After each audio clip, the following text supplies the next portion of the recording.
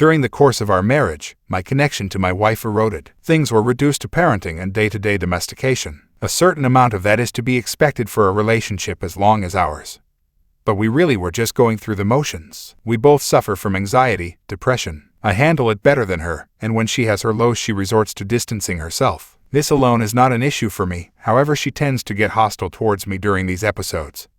Lots of passive aggressiveness and straight-up verbal abuse. When I attempt to call this behavior out, she claims that she needs my sensitivity and affections during those times most. WTF, I can't even approach her without an eye roll or hurtful words, yet she expects compassion. It was really hard to deal with this counterintuitiveness, and this pushed us further apart. Sex was decent when he had it, but leading up to the affair, she had no desire to sleep with me. A lot of groans, "Let's get this over with," from her. Needless to say, it was another factor in our growing distance. Enter the mistress, I'll call her Polly. I'm in a corporate management role, and she is a sales manager for the same organization. We both started a few months apart and got to know each other through work activities. I was drawn to her instantly. She's 12/10 and totally out of my league. Tall, blonde, intelligent, articulate, absolutely captivating, and her confidence was intoxicating. She's divorced, fiercely independent and emotionally intelligent. We started off getting chummy through our work projects and interactions, playfully texts poking fun at clients, work lunches, and one-on-ones to work through presentations. It evolved to become more and more personal. Our conversations became more intimate and started to get really intense while we were on a business trip together. Later on, we both learned from each other that we were a few drinks away from going to each other's hotel room. But we kept it professional in that work trip. Over the course of a year, we eventually got to texting each other nightly. With increasing intimacy, we connected most over psychology and our mutual abilities to articulate our emotions. I've never had this with my wife, and I was totally enamored by this sepiophile. I moonlight as a musician and rehearse in the late evenings. I was able to use this as my alibi to my wife when I rendezvoused with Polly. It was never physical, usually chats over drinks or late dinner. One night, we had planned on meeting for dinner when she threw me a curveball. She wanted to make us dinner at her place. I knew that this was going to be the night where our boundaries were going to get tested. I obliged and went over. We had a fantastic meal and began drinking bourbon and smoked a bit of pot. Inhibitions loosened. I caught myself staring at her longingly and her returning the same glances. We didn't need to say anything. I pulled her chair over and kissed her passionately. It was a kiss that I've never felt before, not even with my wife. That moment, the world stopped and there was only us in each other's arms and our lips locked. We shared laughs, piggybacks, yes, piggyback rides, lol, cuddles, and more kissing that evening. It was so genuine and real, something I hadn't felt for such a long time. We didn't have sex, but petted heavily. It got late and I had to leave, but we resorted to planning our next rendezvous. We got together a few days later at her place. I made her dinner that night and it was just as perfect as the other night. We began making out in the kitchen. It wasn't long before our hands made their way down our pants. She led me upstairs to her room. Our clothes came off and that was the moment I started to get anxious. It wasn't from a performance standpoint. I caught myself to be in disbelief that I was actually seeing a beautiful naked woman in front of me. My wife is highly insecure of her body,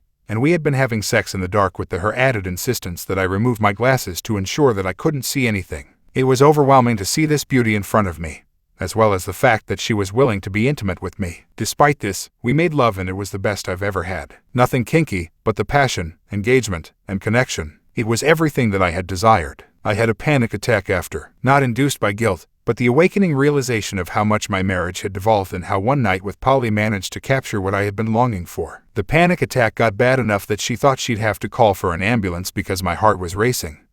But I managed to work through it. We continued to meet and sleep together, and became more intense in our conversations.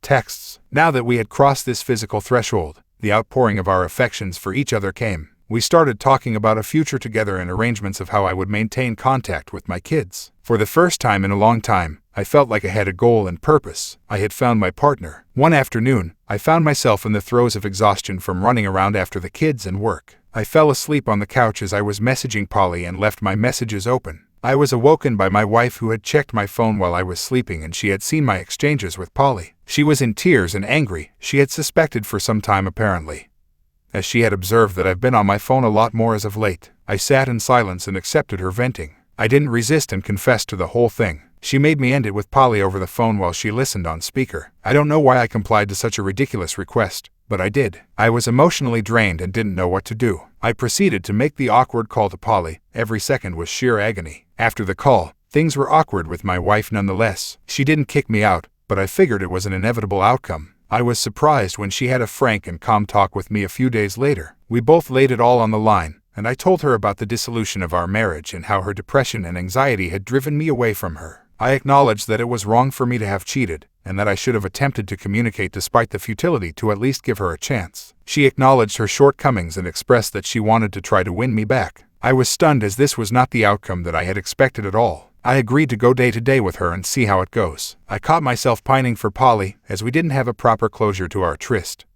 And my feelings for her didn't cease just because of my call to her. A couple weeks went by which were painfully awkward at work whenever we'd see each other. I finally asked her to talk to me, so that I could explain myself. All that did was made us realize how much we missed each other. Instead of ending things off, we entered into a weird state. We weren't sleeping together but continued to kiss, speak intimately, and even went out for the odd date while my wife and kids were out of town. She began to recognize the futility of this since she couldn't go emotionally deeper with me for as long as I was still married. I understood, and was starting to feel the same way. We eased off the intimacy and communication and attempted to be platonic, but the intimacy crept back. Then came the boiling point. We were right back to the levels of intimacy we were at before sans sex. It was clear that our feelings for each other were unresolved and deep, and I was starting to fall in love. I had to be realistic to myself though. We know we can't go deeper while I'm still married, and I also didn't want to keep her waiting, nor would I expect for her to wait for me. I called her to tell her that I wanted to end our friendship for fear of deepening feelings and our inability to pursue them. This devastated her, and it was more terminal than the breakup call that I made before. This really was to be the end of it, and I felt that hurt too. We reluctantly complied and agreed to only speak at work when absolutely necessary for work purposes only. In the meantime, my wife has begun to open herself up to me, and is making sincere efforts to be more connected. She's become more compassionate. We're talking again and exploring more of our feelings, and even resolved a few issues along the way. We've started having sex again, and the passion is returning. I should be happy that my marriage feels like it's back on track, but I can't help but think about Polly. I know I'll never share that type of connection with my wife, but I'm also trying to recognize her efforts in saving our marriage. I don't know where to go at this point. I don't know if I should be forthcoming with my wife, separate with her, and pursue Polly, or if I should keep trying for the sake of my marriage and my kids. If the latter, how will I know when it is saved? I worry that it will all be futile in the end, and by the time I separate, Polly will have moved on from me. So torn right now. Strangers, I could use your insights. I don't know if I've got my head too far up my ass to know what is good anymore.